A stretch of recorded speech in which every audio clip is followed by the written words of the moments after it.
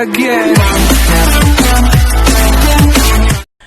Hello दोस्तों, आज के वीडियो में हम बात करने वाले हैं जो पीएफआरडीए के हमारे क्लाइंट हैं, अगर वो पर्सनल डिटेल चेंज कराना चाहते हैं तो उन्हें कौन सा फॉर्म भरना पड़ेगा। अगर पर्सनल डिटेल के अलावा अगर उनको पैन कार्ड री इशू कराना है तो उन्हें कैसे पैन कार्ड री इशू कराने में हम उनकी मदद कर सकते हैं। इसके अलावा अगर वो IPIN पासवर्ड जो कि ऑनलाइन विड्रॉ रिक्वेस्ट डालते समय जरूरत पड़ती है वो भूल गए हैं तो कैसे वो हम प्राप्त कर सकते हैं। साथ ही साथ NPS सब्सक्राइबर अगर चाहता है नॉमिनेशन में कोई बदलाव करना तो वो कैसे कर सकते हैं। इस वीडियो में हम पूरी प्रक्रिया आपको समझाने वाले हैं। इस वीडियो को अंत तक देखिएगा ताकि आपको ये समझ में आए कि हम क्लाइंट की मदद कैसे कर सकते हैं। उन्हें ये सारे रिक्वेस्ट चाहे वो पर्सनल डिटेल चेंज कराने की हो, क्योंकि अक्सर देखा गया है कि अगर कोई सेंट्रल गवर्नमेंट या स्टेट गवर्नमेंट का एम्प्लॉय है वो अपनी होम लोकेशन से दूसरी जगह जॉब करता है तो ऐसे में उसका कम्युनिकेशन एड्रेस कोई और रहता है। अब चूंकि कम्युनिकेशन एड्रेस वो है तो सारी सूचनाएं वहीं पे जा रही हैं, उसके पास लेटेस्ट सूचना नहीं पहुंच पा रही है तो वो अपना एड्रेस चेंज कर सकता है। बैंक अकाउंट डिटेल जो बहुत इंपॉर्टेंट होता है, इस फॉर्म के थ्रू वो बैंक अकाउंट डिटेल भी चेंज कर सकता है। तो चलिए इस वीडियो को देखते हैं। तो दोस्तों सबसे पहले आप सर्च करेंगे गूगल पे npscra.nsdl.co.in। तो npscra.nsdl.co.in तो ये आपको ये दिख रहा होगा लिंक, इस पे आप क्लिक करेंगे और जैसे ही इस लिंक पे आप क्लिक करेंगे ये पोर्टल पूरा आपको ओपन होके दिख जाएगा, जैसा कि पोर्टल आप स्क्रीन में देख रहे होंगे। इसके बाद होम पे क्लिक करते ही वहाँ पे देखिए सेंट्रल गवर्नमेंट स्टेट गवर्नमेंट दिखा रहा है। तो मान लेते हैं सेंट्रल गवर्नमेंट के एम्प्लॉय को पर्सनल डिटेल और ये सारी चीज़ें चेंज करानी है। आप स्टेट गवर्नमेंट के लिए स्टेट गवर्नमेंट को भी क्लिक कर सकते हैं। अब सेंट्रल गवर्नमेंट पे जैसे ही आपने क्लिक किया यहाँ पे आपको कई सेंट्रल गवर्नमेंट के बारे में इंफॉर्मेशन मिलेगी। सेंट्रल गवर्नमेंट में क्या स्कीम्स अवेलेबल हैं और इसके डिफरेंट फॉर्म्स अवेलेबल हैं सेंट्रल गवर्नमेंट रिलेटेड अगर कोई क्वेरी रहती है पीएफआरडीए की। लेकिन हम फॉर्म्स में क्लिक करने के बाद जैसे ही आप फॉर्म्स में क्लिक करेंगे आपको कई तरीके के फॉर्म मिलेंगे। PRAO रजिस्ट्रेशन, PEO रजिस्ट्रेशन, ये नोडल ऑफिसर्स के फॉर्म है। DDO का मतलब डिस्ट्रिक्ट डिस्ट्रीब्यूशन ऑफिस जो होता है वो DDO होता है। तो वो फॉर्म हमें नहीं क्लिक करना है, हमें NPS अकाउंट मेंटेनेंस पे क्लिक करना है। और वहाँ पे आप देखेंगे सबसे पहले ही फॉर्म S2 लिखा हुआ है, सब्सक्राइबर डिटेल चेंज, ये हमारे काम का है। इसके अलावा subscriber photo and signature change और इसके अलावा कवरिंग लेटर, आधार अपडेट, ये सारे चेंजेस भी कर सकते हैं आप। यहाँ पे सारे फॉर्म अवेलेबल हैं, लेकिन हम अभी फॉर्म S2 के बारे में डिस्कस करें। फॉर्म S2 पे आप क्लिक करेंगे और जैसा कि मैंने आपको बताया था कि ये फॉर्म आपको जो ट्रेजरी ऑफिस है, डिस्ट्रिक्ट ट्रेजरी ऑफिस, वहाँ जाके सबमिट करना होगा इस फॉर्म को। तो ये ऐसा फॉर्म ओपन होकर आ जाएगा नेक्स्चर S2 का। यहाँ पे आप जो ऊपर डिटेल लिखी हुई है अगर आप जूम करके देखें वो डिटेल आपको नहीं भरनी है, मतलब वो जो ऑफिस है ट्रेजरी ऑफिस है उसकी तरफ से वो डिटेल भरनी है।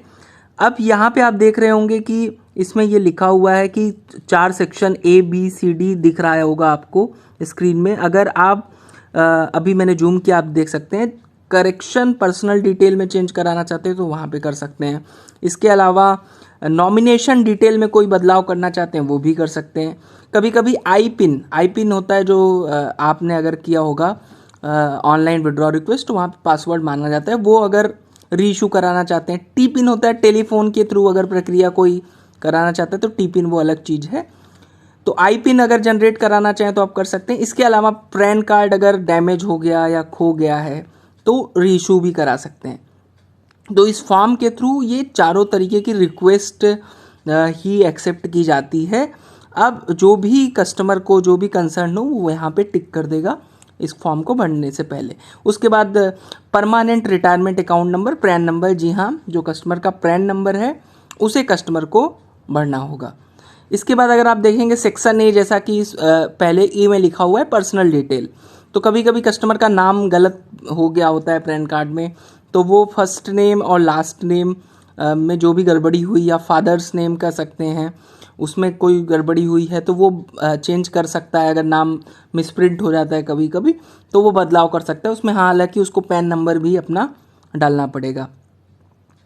तो ये तो सेक्शन ए में अगर आपने देखा, सबसे पहले आपका नाम आया और फादर नेम आया, ये डिटेल भर देनी है अगर इसमें कोई बदलाव आपको चाहिए। तो मेन इसके बाद जो अगला आता है एड्रेस का आता है। अगर आप देखेंगे एड्रेस कभी कभी होता है, जैसा कि मैंने पहले भी बताया कि जहाँ पे आप जॉब कर रहे होते हैं वहाँ का एड्रेस अलग होता है। अब आपका फिर आप घर पे आ गए तो कम्युनिकेशन आ नहीं पा रही होती है, तो इसलिए जो आपको 4 नंबर दिख रहा है प्रेजेंट एड्रेस, वहाँ पे आप जाएंगे और अपना एड्रेस आप बदलाव कर सकते हैं। तो आगे हम देखेंगे, पहले आप ये चीज़ आप लोगों को मुझे उम्मीद है समझ में आ गई होगी कि फुल नेम और फादर नेम में अगर कोई गड़बड़ी हो तो उसे बदलाव कैसे करते हैं। अब हम बात करने वाले हैं प्रेजेंट एड्रेस की। तो प्रेजेंट एड्रेस में आप देखिए, यहाँ पे आपका जो भी प्रेजेंट एड्रेस है, जनरली जो जहाँ पे जॉब कर रहा होता है वो एड्रेस अपडेट किया होता है, और परमानेंट एड्रेस, तो उसका जो परमानेंट एड्रेस है वो मेंशन किया रहता है। तो ध्यान से अगर एड्रेस में बदलाव करना है तो प्रेजेंट एड्रेस पर में भी वही परमानेंट जहाँ पे भी आप हो वो वहाँ पे मेंशन कर दीजिए। उसमें आप देखेंगे ब्लॉक नंबर और कहाँ पे हैं आप, लोकेलिटी, डिस्ट्रिक्ट, स्टेट, कंट्री, सारी चीज़ आपको मेंशन करनी होगी। और परमानेंट एड्रेस के बाद अगर अगला कॉलम देखें, कभी कभी फ़ोन नंबर आपको अपडेट करना है, मोबाइल नंबर पे कम्युनिकेशन आ ही नहीं रही है तो मोबाइल नंबर अपडेट करा दीजिए। ईमेल आईडी, मोबाइल नंबर ध्यान से अपडेट करा दीजिए कस्टमर का, ताकि उसको सूचना मिलती रहे। और बैंक आप देख रहे हैं, बैंक डिटेल, बैंक जो आपका जो भी एनपीएस मिलने वाला है पैसा, उसका account number, bank name, branch name बदलाव करना चाहते हैं तो वो बैंक का डिटेल भी चेंज कर दीजिए। मान लीजिए आपके घर के पास जो बैंक है उसकी डिटेल यहाँ पे मेंशन कर सकते हैं। इसीलिए बैंक का एड्रेस मांगा गया है, आप देखिए माइकर कोड मांगा गया है और पिन कोड भी मांगा गया है बैंक एड्रेस का, ताकि एनपीएस डिपार्टमेंट को ये चीज़ करने में आसानी हो।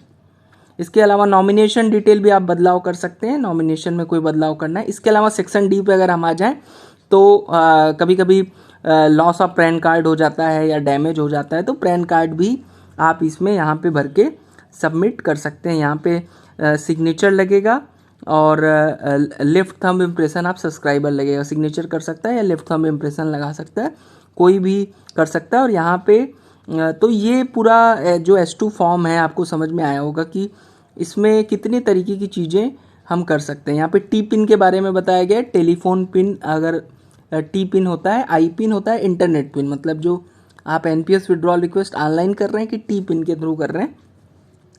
तो ये सारी चीज़ें जो ये पूरा एनेक्सर S2 फॉर्म है, इसकी मदद से अगर हम देखें तो हम पर्सनल डिटेल चेंज करा सकते हैं, नॉमिनेशन का डिटेल चेंज करा सकते हैं, पैन रीइशू करा सकते हैं।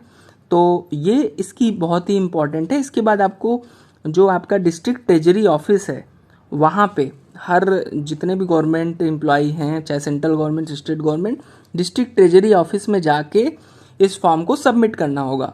इस फॉर्म को सबमिट करने के बाद ये चीज़ वो वहाँ से अपडेट हो जाएगी।